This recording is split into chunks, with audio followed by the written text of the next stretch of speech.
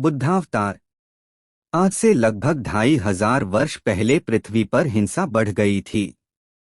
धर्म के नाम पर निर्दोष पशुओं का वध हो रहा था। तब जीवों की हत्या रोकने के लिए मायादेवी के गर्भ से भगवान स्वयं बुद्ध के रूप में अवतरित हुए। उनके पिता का नाम शुद्धोदन था। उनकी राजधानी कपिलवस्तु थी। भगवान बुद्ध के बचपन का नाम सिद्धार्थ था। सिद्धार्थ के जन्म के बाद उनकी माता का देहांत हो गया। सिद्धार्थ का पालन पोषण उनकी विमाता गौतमी देवी ने किया। ज्योतिषियों ने कहा था कि राजकुमार या तो चक्रवर्ती राजा होंगे या विरक्त होकर जगत का कल्याण करेंगे। महाराज शुद्धोदन ज्योतिषियों की इस बात से चिंतित रहते थे। उन्होंने राजकुमार के लिए बहुत बड़ा भवन बनवा दिया था। उस भवन में दुख, रोग और मृत्यु की कोई बात न पहुंचे, इसकी कड़ी व्यवस्था कर दी थी। राजकुमार का विवाह राजकुमारी यशोधरा से हुआ था। उनके पुत्र का नाम राहुल था। राजकुमार सिद्धार्थ अत्यंत दयालु थे। एक बार उन्होंने पिता से नगर देखने की आज्ञा मांगी।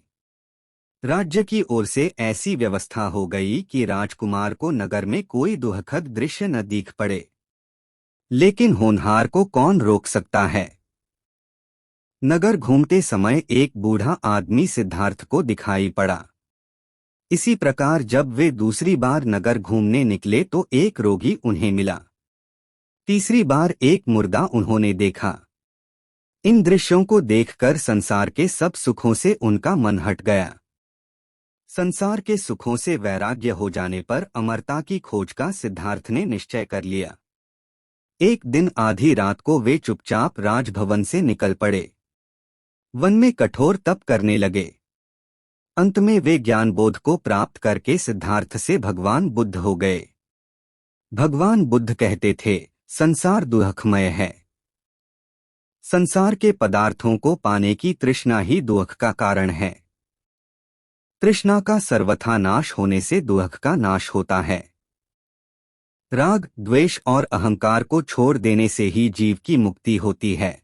सत्य, नम्रता, सदाचार, सद्विचार, सद्गुण, सद्बुद्धि, ऊंचा लक्ष्य और उत्तम ध्यान, ये 8 साधन भगवान बुद्ध ने मनुष्य की उन्नति के लिए बताए थे। इस प्रकार उन्होंने संसार में घूम घूम कर मानव धर्म का खूब प्रचार किया। यज्ञ में पशुवध को रोका। जीवों के प्रति प्रेम, अहिंसा और सद्भाव का अमर संदेश दिया। आज भी भगवान बुद्ध के उपदेश जन जन के लिए कल्याणकारी हैं।